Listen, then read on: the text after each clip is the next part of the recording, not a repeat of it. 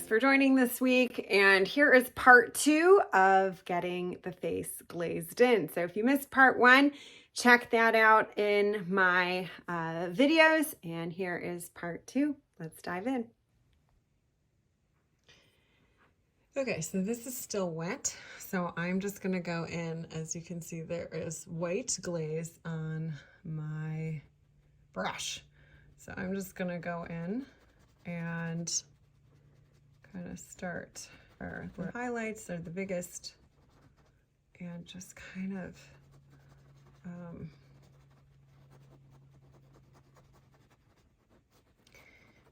apply that white glaze over the main color that's right there and blend that together. So it's starting to, it just is a first layer of harmonization with the colors that I have been putting on. And you can see what it does pretty much instantly.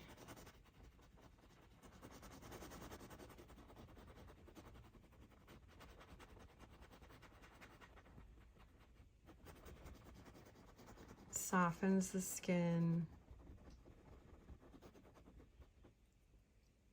And you can go into it where you've been working on some of the shadows. Right, and there's always light in every shadow. There's never, shadows always have light, right? Shadows are never just shadows.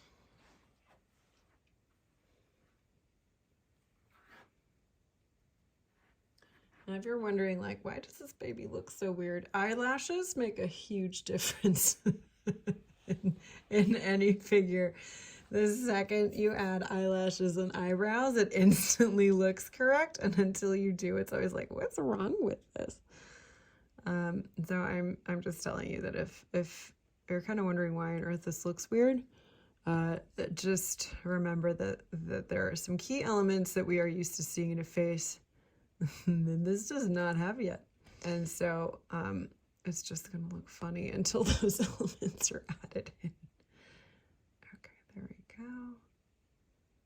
Just kind of gently putting in, so now we're just glazing a bit of white on top of everything, right? So when you first put your brush back into the paint, kind of use that up. And then as it starts fading, you can kind of go in with some of those shadows. Now here's, last time I was talking about lips and the fact that like some people have a secondary highlight above the meaty bits of their lips. And this little guy definitely does. So you want to pay attention to that in some of your model. It is, not everybody has one. But if someone does and you don't include it in your image, it looks weird. It throws, because their mouth, the rest of you're painting the anatomy of the rest of the mouth to include it. And then if you don't include it, it just looks weird. It doesn't, you can tell there's something wrong. So there we go. That's okay. And so we're going to kind of come along in here, do this highlight. And you can kind of see what's going on, right? Like it's very gently bringing everything on the same page. I'm gonna have to sort that out in a second. That's not quite correct. That line there is very too much white, right? There's something incorrect there. It's just too, it's too harsh. So I'm going to come back in with a bit of shadow in just a second and fix that. Okay. So here's quite a bit of shadow. This kind of spills over here. I like talking myself through sometimes what's going on. That's helpful. I think here that was way too bright for what we're trying to do. So as you're kind of going in with white, this is a really good time, as I am doing, to check your values. Is this too pale? Is this not light enough? Did I accidentally make this way too bright and I have to knock it back? Did I make this way too dark and I have to knock it back? So you can kind of take stock a little bit here because you're just starting to harmonize your values with this white glaze. But you can still see, you know, like this is still very light. You can still see what's happening with the underpainting right through all of this. You haven't put so much paint on this where your underpainting is gone. So what I'm saying is it's not like, you know, it's not like you've just spent all this time doing all of those layers of the Mische technique and then you're just going to go on top and be like, well, just kidding. I'm just going to direct paint all of this. No. The value references that you have spent all of that time building up with all of the other layers are still very visible. In fact, they are the foundation of what you're doing. Like without that foundation, none of this would look like this, right? It's only because you've spent all that time building it up that you can now just kind of very lightly glaze in these colors. And so that's what the trip is, right? Like it's hard to, once the colors are on there, you're like, what? Where did the rest of it go? But rest assured, if you see this in person, and this is just one of those things that it's just kind of impossible to convey digitally, unfortunately, especially with this technique. You see this in person, you can actually, if you know what you're looking for, see the variations from layer to layer to layer to layer.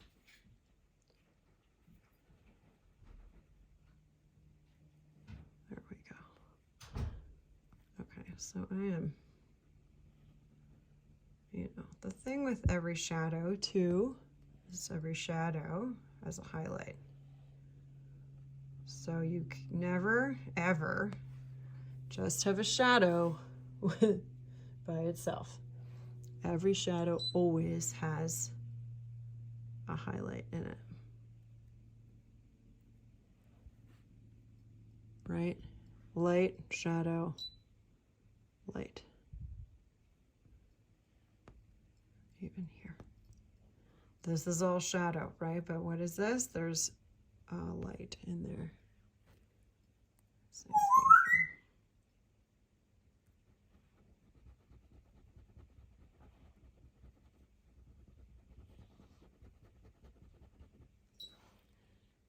here. There you go. See, it's starting to make sense.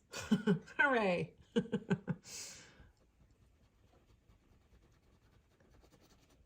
And just sometimes, you know, like that one, at one point, that's a very prominent shadow on some level, but it's very important to not make it so prominent that it looks weird.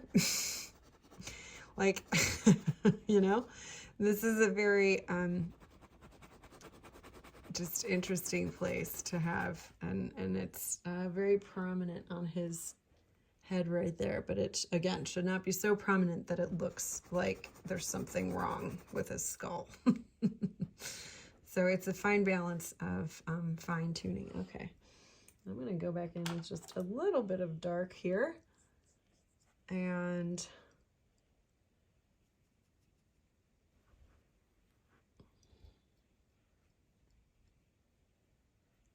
glaze into here because that ended up way too bright.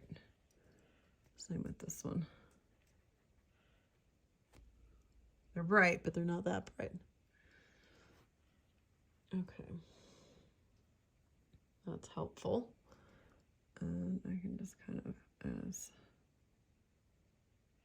I do this, right? Like this is where eyelashes are gonna go.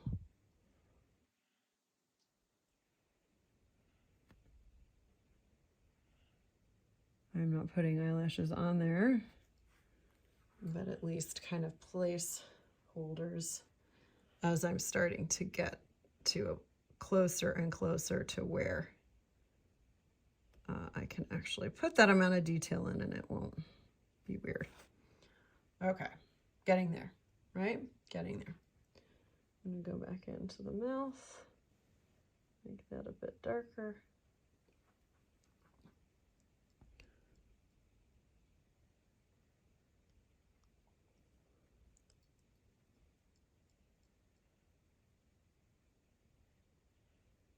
There we go. And especially when you're working shadows, right? It is very important that you don't do hard lines. Nothing should have a hard line because, you know, I have talked about this in the last one, but, you know, if a hard line is an illustration. So if you can avoid hard lines at all cost when you're trying to do realism, you know, that should be the goal. That should be the goal. And so I'm noticing that I'm doing something a little bit different than my reference here. You'll also, as you do this, you keep, always look at your reference. I can't harp on that enough.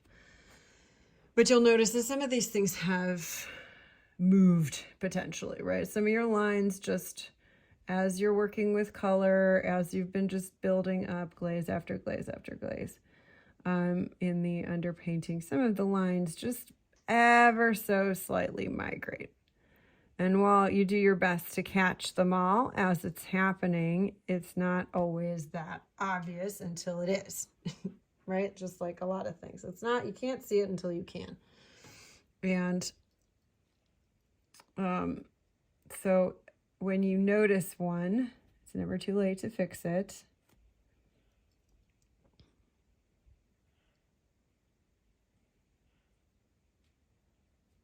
Never too late to fix it. Okay.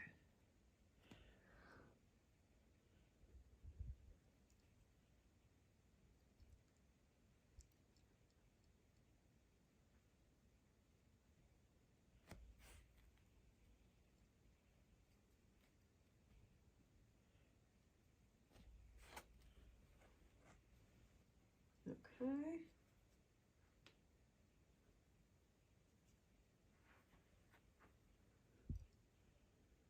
So here's something. This crease here.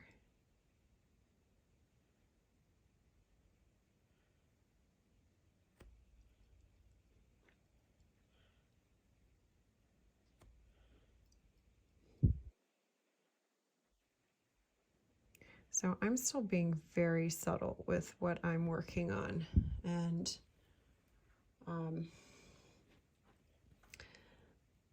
because this is more complex, my aim is always to do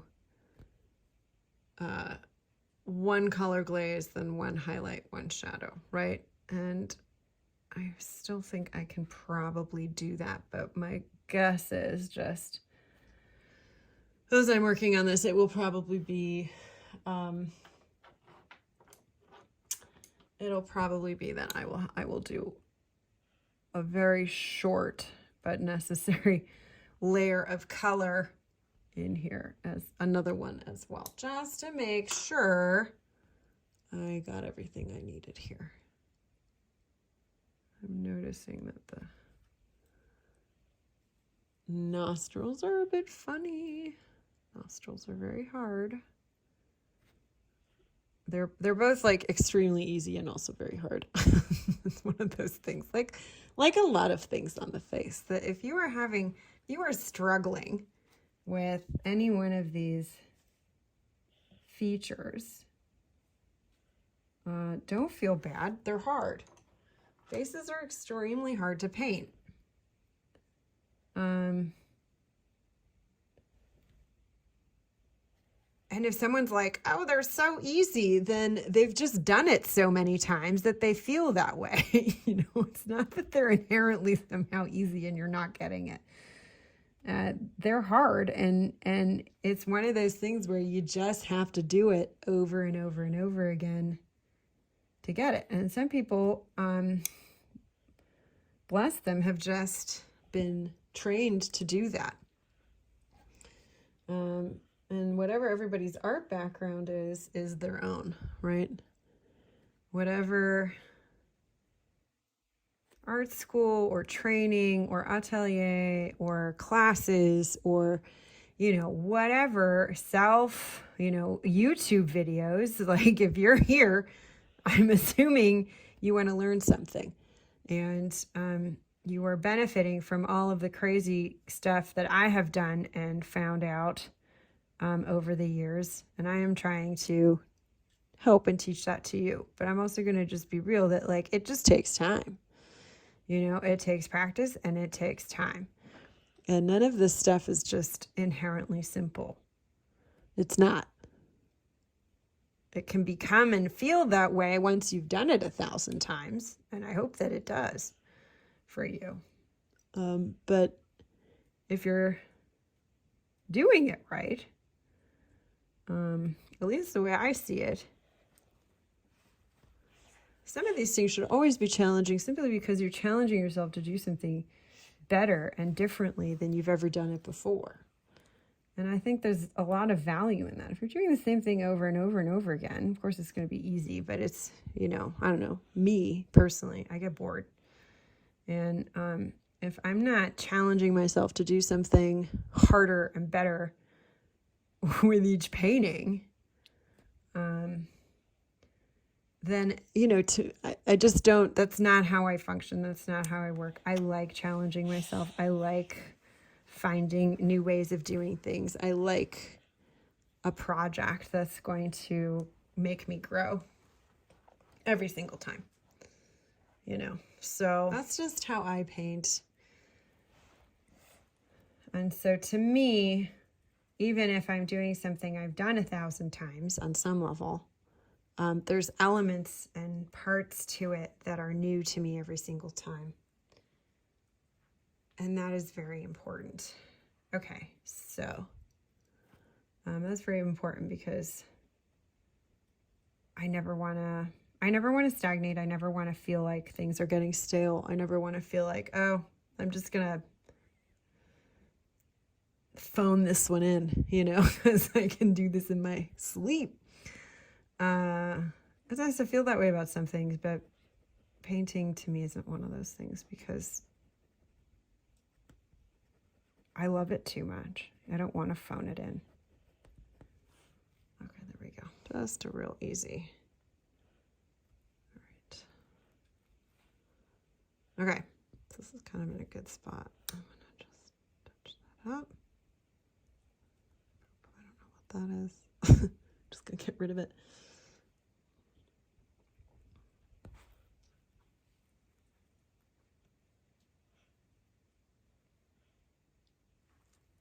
Okay, I'm just kind of taking a minute here to observe what's going on. Let me wet here a little bit more.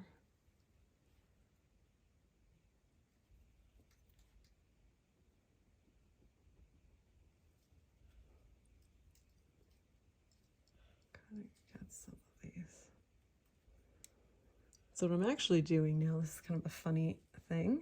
So I've got my fine tip with the dark color, and I still have my white here, and I'm actually using the white as my blending brush. So it's doing a little bit of both. I haven't dipped it back into white now in a few moments, and so I'm just kind of going through and doing some of the shadows on the ear there. Let's see some of these other spots, but I'm blending with the white, even though I'm working in some of the darkest shadow parts. Right now, that neck there is pretty dark. So I'm not really going into the neck right now. I did a little bit, but I'm gonna save most of that when I do the torso.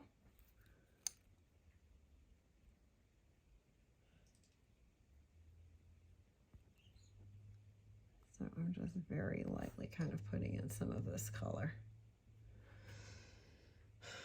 So what I'll probably end up doing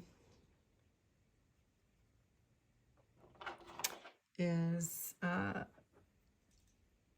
doing the torso next, and then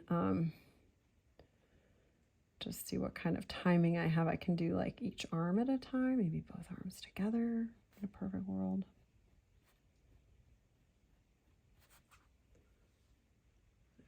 That's a pretty dark shadow in here. Never underestimate the depth of a baby's folds. They're in there.